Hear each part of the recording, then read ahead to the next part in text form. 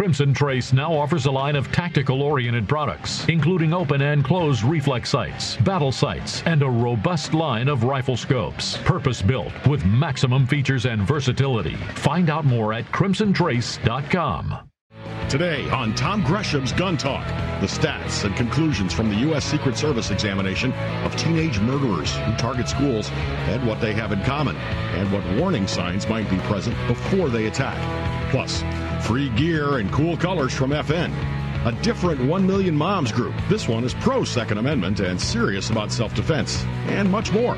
Plus, what are you hoping to get for Christmas?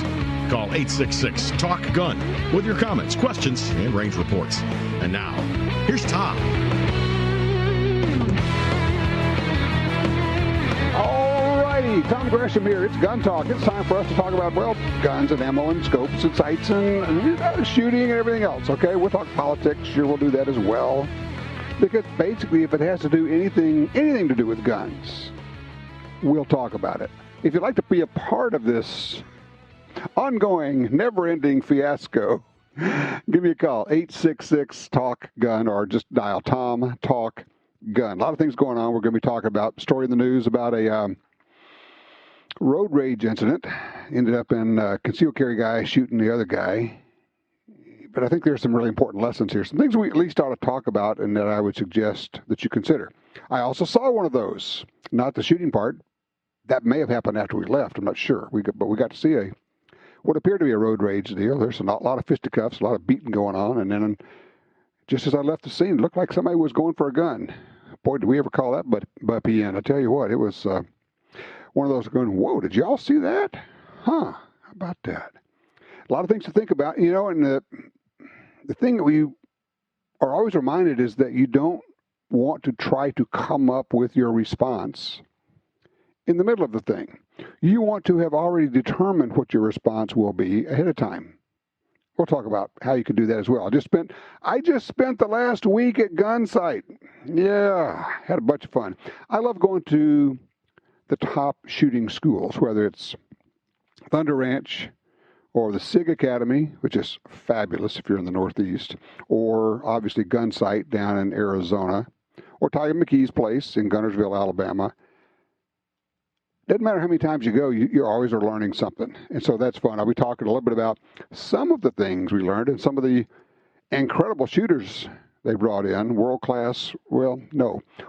champion shooters. Learned some really interesting things there. Again, 866-TALK-GUN. You may have heard, if you're playing the internet, if you're checking the websites and the forums and all of that the Secret Service recently came out with a study about school shooters. And there's an awful lot there. And, when we get something like that that's detailed and it involves a lot of digging, rather than dig in there myself, as we like to say, I got a guy. In this case, I really got a guy. I got Guy Smith from Gun Facts who digs into that kind of stuff. He joins us right now. Hey, Guy, how are you? I am fantastic, Tom. It's always a joy to be with you. You're always so upbeat. It pulls me out of this drudgery of reading about rapes and homicides all day long. That's why I like for you to do it, so I don't have to. Besides, you have a way of taking all this data and putting it into a digestible form that's easy to understand, because honestly, sometimes you get these studies like this recent one from the Secret Service, and you're going, my eyes have glazed over, and I know there's something in there, but I'm not sure I know what it is, or is there a therefore in the middle of it? First of all, if you would, start off and describe what the study is, from the Secret Service. Well, and I don't know why the Secret Service was tasked with this, but they were tasked with analyzing targeted school violence. Now, this is different from random violence, from street violence that leaks on the campus. This is where somebody intends to go onto a K-12 campus and cause some harm. Okay. And that's an important distinction because that's really the kind of thing that we want to focus on. Random violence is by nature random and much more difficult to try to nail down. Well, let me just jump in. And a point to be made here is that because the gun ban lobby now has decided to link random violence in the middle of this, so if two drug dealers at 3 o'clock in the morning, one of them shoots the other one on a school parking lot, which has nothing to do with the school or the kids or anything else, they count that as a school shooting. That's how they inflate their numbers. Well, I'm glad that you said that, because there's one organization out there, I won't name them, they don't deserve the publicity, but they keep track of what they call school shootings, and they have included the most preposterous, wide-ranging set of data that should never be considered. In their database, there was an incident similar to what you said. It was actually a bullet that was fired off campus during a drive-by shooting, and the bullet happened to land on campus. They called that a school shooting. And there was another case of a teacher who was, just terribly depressed, but, at 2 o'clock in the morning, drives onto campus, parks in the parking lot, and commits suicide. And sad as that is, that's not what you and I think of as school shootings. So, yeah, but you know the deal. I mean, they have to do that to crank up their numbers because, in point of fact, school shootings are actually not that common. They get a lot of attention, they get a lot of media, but it's not a common occurrence, is it? No, it's not. And in fact, this study done by the Secret Service, they looked at a decade's worth of data, and they came up with exactly 41 incidences that fit the definition of a targeted attack on a school, and not all 41 incidences were people bringing guns to school. There are other forms of targeted attacks. 41 in 10 years. Yeah, so, maybe a little over 4 a year, worst case scenario. Okay, all right. So you've taken the time, you dug into this thing. What do we learn, or what did they learn? What we're seeing is that there's some similarities between school attackers and mass public shooters. Predominantly, though, the main motivation, primary and secondary, is grievance against peers in schools. So a student who wants to fire up a school basically has some bone to pick with the school population in general, or particular people there at the school. And when I say that's the top cause, their primary motivation, that was it for 61% of the incidences. Oh. And when you add up both primary and secondary motivations, grievances jump up to 83% of all the attacks. Do they come up with some ideas of because everybody always say, well, what can we do? How do we stop this? How do we prevent it? Do they come to some kind of conclusions or suggestions? They had a list of things which were diplomatically stated, things that might be considered, but they didn't put forth a policy speculation. But from looking at all these cases, it's pretty clear that we've got a couple of covariant things going on. Grievances against your peers, kids coming from broken homes or homes that have drug and alcohol abuse, as well as family violence. And then, and we see this over and over again in the mass public shootings, a high degree of mental health issues. For example, on the general populace, maybe 20% of the population has certain psychological impairments. For the population of school attackers, it's 28%, and it goes up to 69% when you look at those students who had some sort of psychological impairment, but it was in the psychosis area, something where they were, not logically attached to the reality of life as we know it. So it's 300 times, it's 300% more than the general population. Wow. It's at least 50% more, or maybe upwards of 300% more, yeah. So wow. It's a significant issue. So you take that, psychological impairments, grievances, parents who are not, well knitted to their children, and, we've got this rather handy little model for a time bomb. Fascinating. Guy, hold on here a second. I want to take a break. We're going to talk about this and some other things. We're talking with the Guy Smith from GunFacts. Check it out, gunfacts.info. It's gunfacts.info. It is, frankly, one of my first places I go for data and for easily digestible and shareable information when somebody wants to talk about, mass shootings, or America's the only country, blah, blah, blah. I go to GunFacts, guys already figured that one out. Gunfacts.info. If you'd like to join us, 866-TALK-GUN.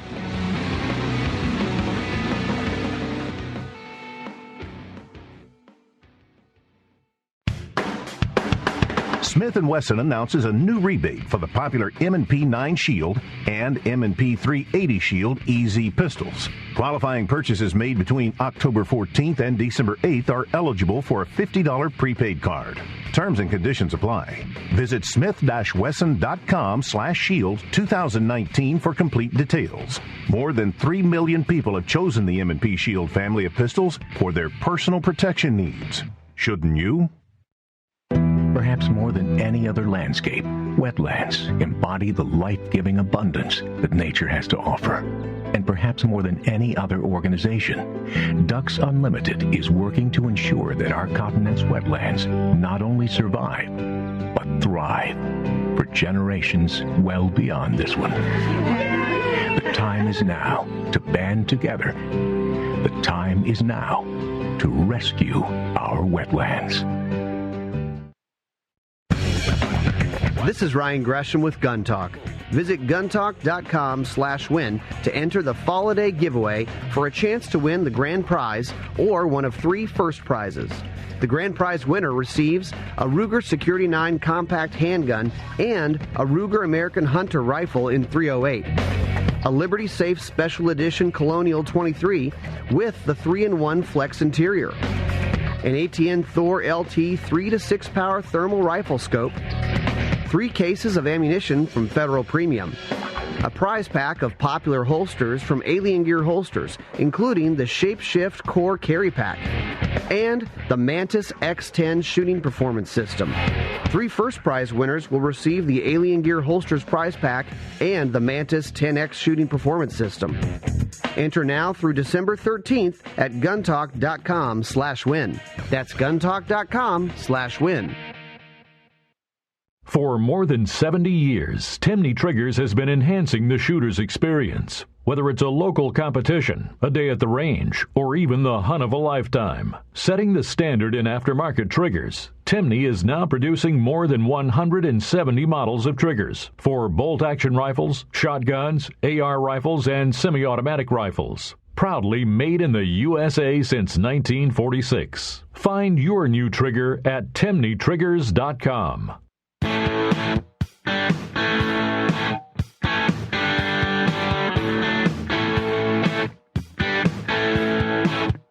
Back with you here. We're visiting with Guy Smith from gunfacts.info. He is, but Guy, you just got that kind of mind. You dig into all the data and then turn it around and put it into infographics and ways that we can understand it. And I just got to tell you, I appreciate it. I couldn't do it, but I am sure glad that you do.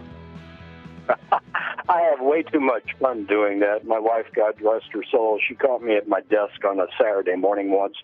And she asked, "What are you doing?" And I said, "I'm running multivariate regressions on FBI supplemental homicide tables." And she patted me on my head like, a moron and said, "Well, you just have a nice day." Bless your heart. Well, like I say, I'm glad you're doing it because it does, for those that haven't looked, as soon as you go to gunfacts.info, you'll know what I'm talking about because you make this stuff understandable. Okay, we're talking about this study that the Secret Service just released about school shootings. First of all, I'm so glad that you pointed out that they identified 41 shootings in 10 years. So it's about 4, slightly over 4 per year, not the several a week that the gun ban lobby would like to convince the public that it's always happening, it's always going on. It always has been rare, and it still is rare. It's horrific, and it's horrible, no doubt. But in terms of public policy, if you don't understand what's going on, you will come up with the wrong answer to it, right? Well, that's true. And what's interesting, I just recently finished Dave Grossman's book, Assassination Generation. The whole book is devoted to school shootings and, what's causing this. And he makes a very interesting point. He says in North America, there was not a student-initiated school shooting ever until 1975, and the first one, oddly enough, was in Canada, not the U.S. So what we're seeing in terms of school shootings is that it's a fairly new phenomenon, and the acceleration curve, and what the psychologists have looked at as they've dug back through the past records, is that even though there were some shootings before Columbine, everything goes back to that. It is the source of reference for all the future school shooters, and understanding that psychology is going to be very important to stopping this from happening in the future. What do you think's going on? You know, there are too many factors in too few cases that I can't come up with a real strong correlation. But here's the things that we see over and over again. We see kids who have mental health problems that aren't properly being treated. The Parkland shooter was a case study in that. Sure. We're seeing a culture whereby we're creating narcissists, and I wish I had harder numbers on this, but you look at Isla Vista, Parkland, Sandy Hook to a certain degree.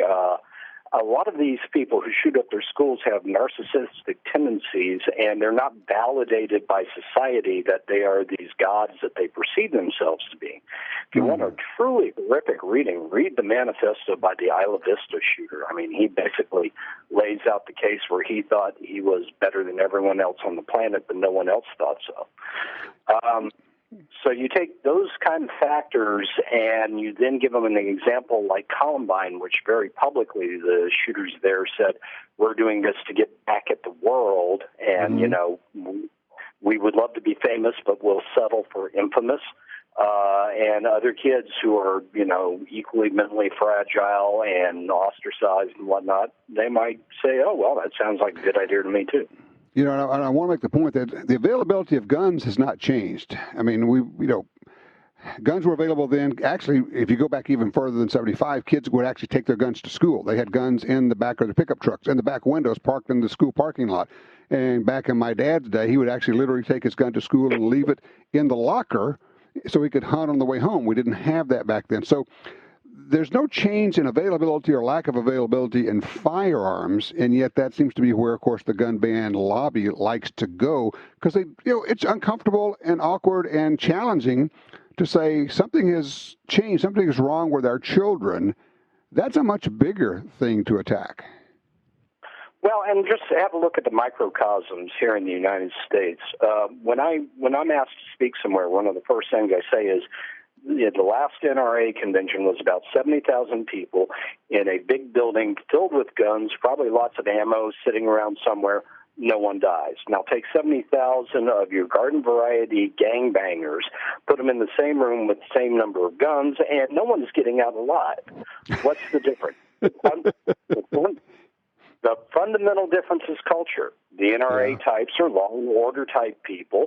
The average gangbanger doesn't really even know how to spell law, much less obey them. So, you know, when it comes to kids shooting up their schools, there are many cultural things in there too. And boy, you attack somebody's culture, they're going to attack you right back. Now, I want to switch real quickly because you put out something I found very interesting, and it is magazine capacity muckraking, because they always talk about, well, you know, if you have larger capacity magazines, then the body count goes up in these mass shootings. So two things. One is address that, but also the idea that, you know, the U.S. is the only country where all this is happening. And I was interested in when I was reading your piece, and you said actually mass shootings are going up across the world. God bless John Lott and the people over at the Crime Research Group. They have done now the largest multinational, multilingual study of mass shootings, and I grabbed that database as soon as it was published and did some visualizations. And the fact is, mass shootings are going up all around the world, and the rate of increase is faster elsewhere than it is in the United States. The only thing that we have is on a per capita basis, we're becoming a bit more lethal in our mass shootings. But then again, there's some statistical numbers there. For example, India had a couple of cases of mass shootings where 200 people got killed in one pass. Whoa. But they also have a huge population, so it makes their numbers, you know, look a little bit more compact. Sure. Okay, so talk just for a second. We don't have a lot of time, but this idea that high-capacity magazines, or as we like to call them, standard capacity magazines, contribute to the body count. Yeah, well, what I did was I grabbed the GunFacts mass public shooting database, and anyone can download that from our website. And we mapped out 15-plus round capacity magazines against the number of people killed in mass public shootings that use 10 rounds or less magazines. And we discovered two things. First, there's this nice little bell curve with inside the limits of the 10 round or less where most of the 15-plus capacity magazines were used. So in other words, people are walking in to do a mass shooting with 30-round clip, 30-round mag, and they only kill about 5 people. That creates, in my mind, a real big question. Why? And the fundamental reason is a lot of people go to do these mass shootings, and there's nobody there. The bank shooting down in Sebring, Florida, wonderful example. Guy went in with, a fair amount of firepower, but there were only 5 people in the building. So, there were only so many people he could hit. Right. Now, outside of this little bell curve, there are a lot of one-off events that get progressively more deadly, and they do use 15-round magazines, but you have to ask why there's this huge bell curve and these one-off events where the body count's higher.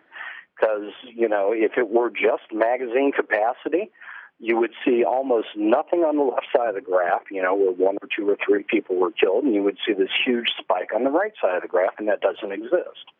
And what we found out a couple of years ago, we started hypothesizing, what really matters is how many people you have packed into a tight space.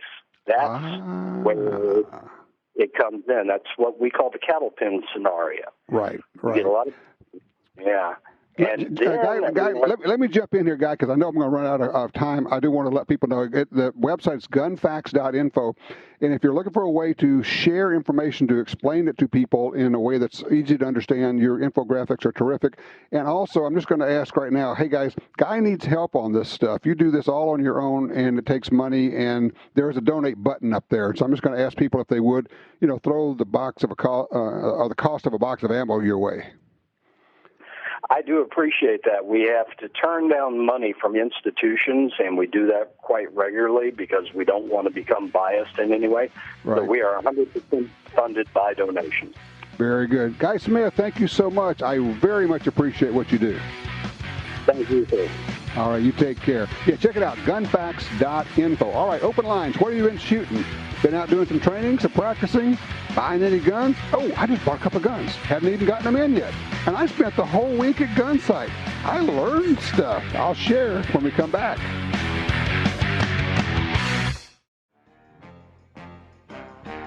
Good morning, Mr. Gresham. Your mission, should you decide to accept it, is to host a radio show that will bring truth and common sense to the discussion of firearms rights in this country.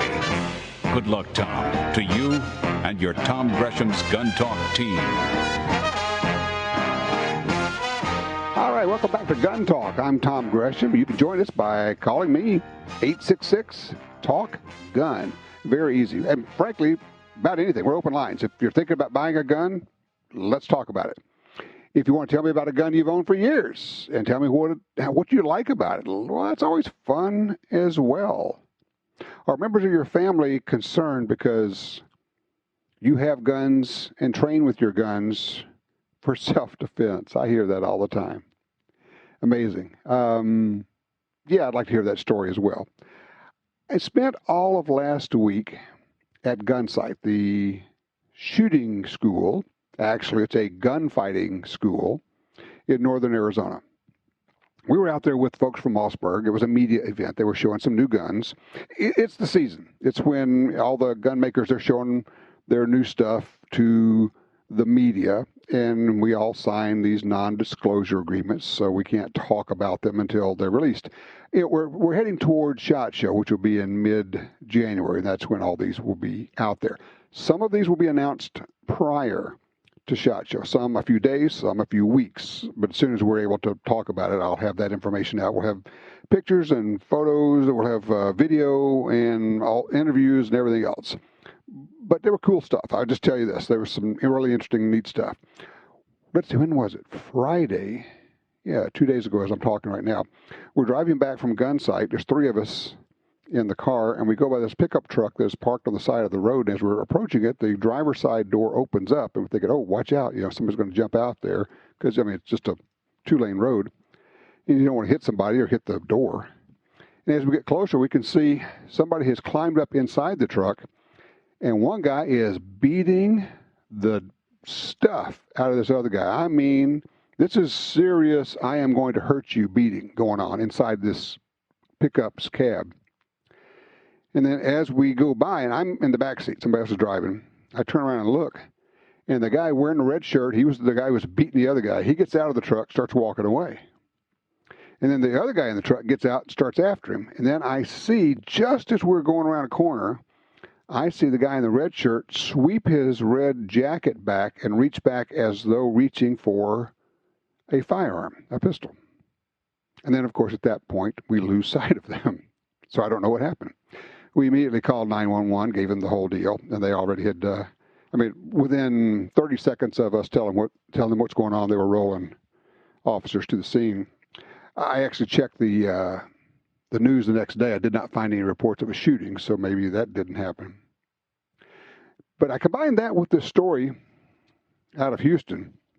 It says, in what appears to have been a road rage incident, one man is in stable but critical condition after being shot in the face. Shortly before 2:20 p.m. last Wednesday, two drivers got involved in a road rage incident. One man who had a concealed carry permit was driving a box truck. The other was driving a sedan. The story says that both men told the police that the other man cut them off. We'll talk about that in a second. The incident continued for miles, point two, until both vehicles exited the freeway. Third opportunity to get out of this thing. While at a stop sign, the man in the sedan got out of the car, walked up to the box truck, and then tried to open the driver's side door. The man in the box truck, who had a concealed carry license, drew his firearm and shot the other man in the face. The case will go to the grand jury.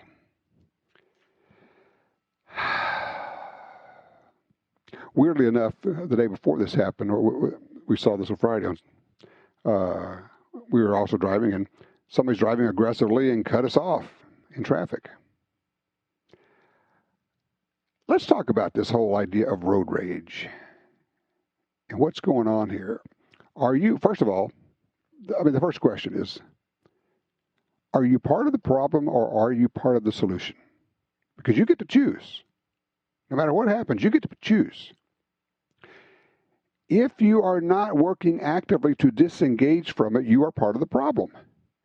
Well, he cut me off. Well, then I flipped him the bird. Okay, you are escalating this. You are making this problem worse. He tailgated me, so I slammed on my brakes. I gave him a brake check. You are part of the problem.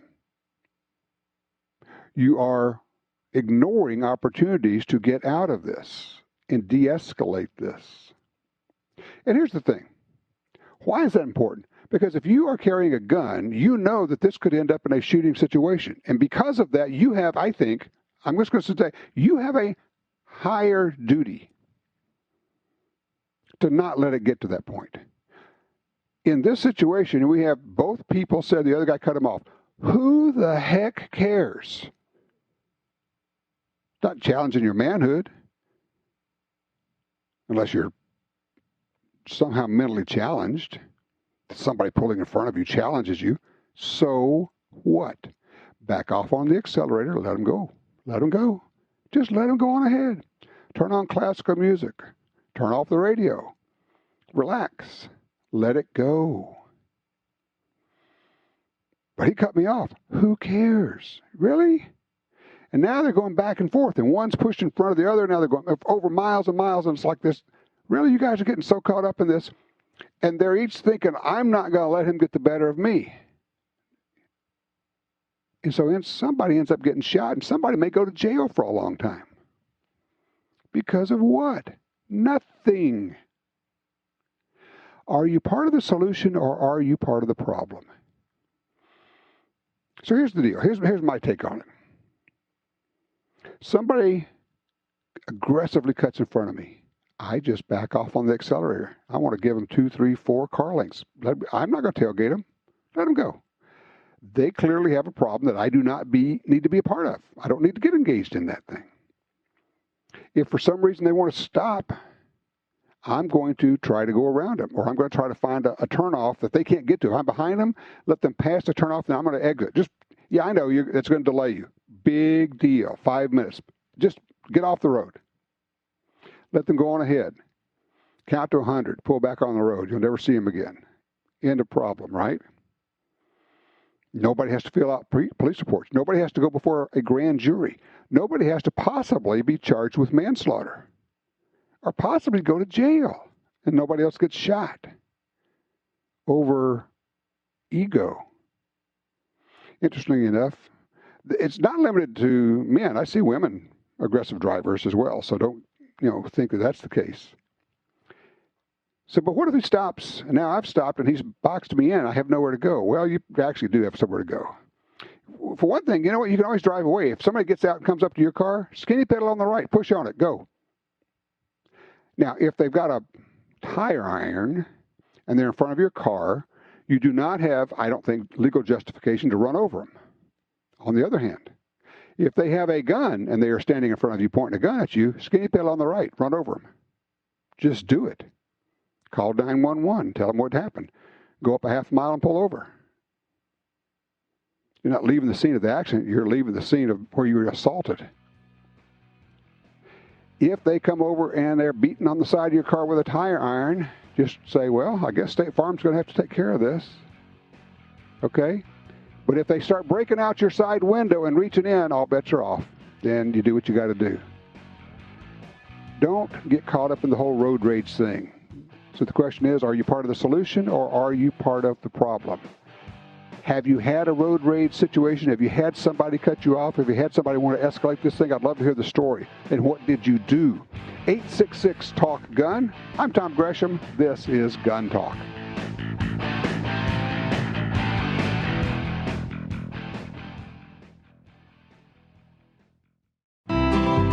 Are you looking for a place to shoot? The National Shooting Sports Foundation has a great website called wheretoshoot.org. It's the largest database of shooting ranges on the internet. It's also a great resource for shooters where you can find video tips, printable targets, and a lot more. Find it online at wheretoshoot.org. And while you're there, download their free iPhone app. That's wheretoshoot.org.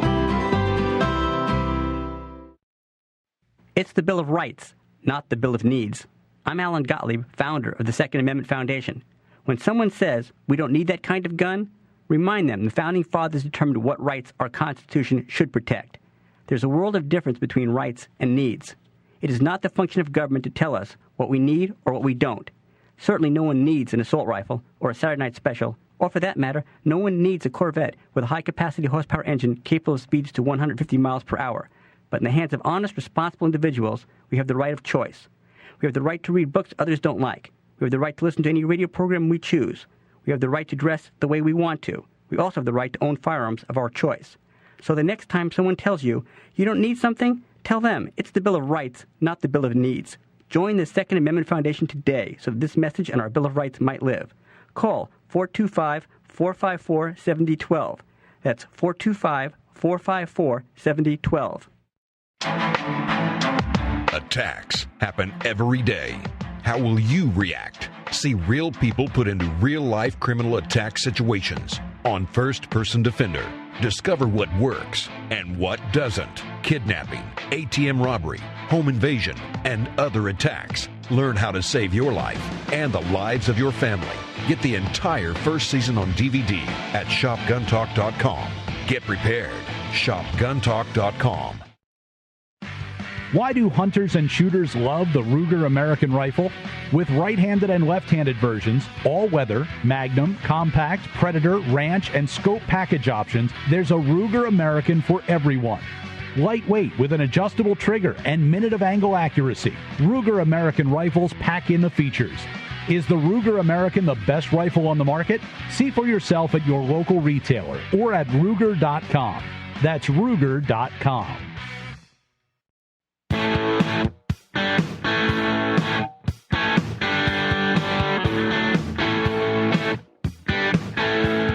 Hey, when do you want to spot that burglar? When he's casing your home or after he's already in? Ask John, whose Blink camera alerted him of burglars trying to break in while he and his family were actually at home. Or Shannon, her Blink camera caught a thief stealing packages. Both times, Blink video clips were sent to the police to help convict the crooks. Blink motion-activated indoor and outdoor cameras are wire-free, set up in minutes, and run on 2 lithium batteries that last up to 2 years. And when you're away, Blink's live feed option lets you monitor your home and check in on kids and pets from anywhere using your Blink smartphone app. No contracts, totally affordable. In fact, Blink systems start at just $79.99. Thanks to Blink, home security just got easier. Visit blinkprotect.com/guntalk. That's blinkprotect.com/guntalk. Blink is available on Amazon and at Best Buy. And Blink is an Amazon company, and it works with Alexa. All right, to the phones. John, line 5, Lillian, Alabama. What's going on in this British paper, The Economist? What did you see there, John? Well, it was on the radio. I didn't actually read the article. It was on the radio. Mm-hmm. They were going to really tear our butt up because us American people are so violent and crazy. So they did this study. Mm-hmm. Unfortunately, they were honest. They went through all of these countries. And when they were all done, everything was all said and done, mm-hmm. The United States wasn't even in the top 100. You know, we were not even in that top 100. I'm so glad that you mentioned that, because I learned of that when I just had Guy Smith on, and his website, gunfacts.info. He has the whole rundown, because you know what it is. The anti-gunners, they love to say, well, the U.S. is the only country, blah blah blah blah, or it rates highest in deaths and blah. But they cherry pick a few European countries. But if you take all the countries, and that's what you're talking about, The Economist did, that's what Guy Smith did, then you find out that the U.S. is actually kind of toward the bottom when it comes to murders and deaths by guns per capita. But nobody ever hears that. I'm delighted that. Do you know where you heard this? Was it by any chance NPR? Actually, it very well could have been. I was actually having fun with you, but I think actually it was, as a matter of fact. Because there is also, as much as we look at them sideways, there are occasionally good articles on NPR. Oh, look, don't get me wrong. I like NPR. I like to listen to NPR because they give them time. Do you like paying for it? You know what? I don't, but that's one of those, at least, I'll tell you this. Of all the things I pay for in taxes, that's not the most objectionable. How's that sound? Yes, sir. Yes, sir. Hey, I appreciate it, John. Thank you for pointing that out. That's a really good point there. But yeah, when you look at all the countries, don't just cherry pick a few European countries, the U.S. actually comes in towards the bottom, somewhere between the middle and the bottom, when it comes to murders and deaths with firearms. Gerald's called in also. He's on line 4 out of California. What's going on out there in the left state? Gerald, appreciate Tom, the the left state. I wanted to provide you and our audience, kind of a real-world example of the draconian gun and ammunition laws that we're experiencing out here. I was at my local sporting goods store. They have a very ever-diminishing gun and ammunition selection. When a uniformed police officer walked up and stood next to me at the counter, I told the associate to please help the officer because his time is probably much more important. And the officer explained that he was there to buy ammunition for his department. They had a supply ordering error, big training tomorrow, need to get a couple thousand rounds of ammunition. The associate looked at him, had that concerned look on his face and said, I don't know if I can do that. Let me get my manager. Manager walked up, introduced himself. Again, fully uniformed, badge, gun, officer. Gerald, hold that thought just 1 second here, because I can tell where it's going, and I don't want you to get cut short because we're running up against a hard break. Officer goes in, needs to buy this ammo, needs it right away, but oh yeah, it's California, and we have new laws. Gerald's going to fill us in, kind of tell us the rest of the story when we come back. Don't go far, Gerald. I want you to be there. If you'd like to be a part of this, you can call in to 866-TALK-GUN.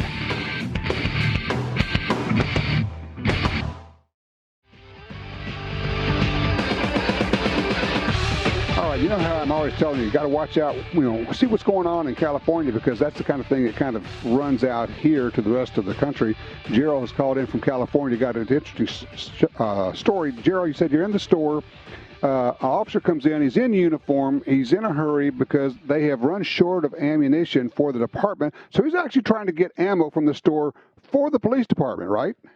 Yeah, that's correct. He was trying to buy, I think, about 2,000 rounds of ammunition for a training session the very next day.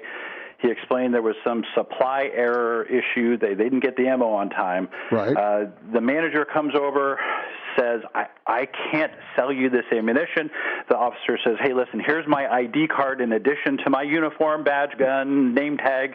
I'm a peace officer in the state of California. The manager says, I'm sorry, I can't do this. I need to get a letter from your chief of police signed in live ink with the make, the model, the caliber, the grain weight, everything that I can sell this to you on behalf of your department. The officer says, let me get my sergeant on the phone.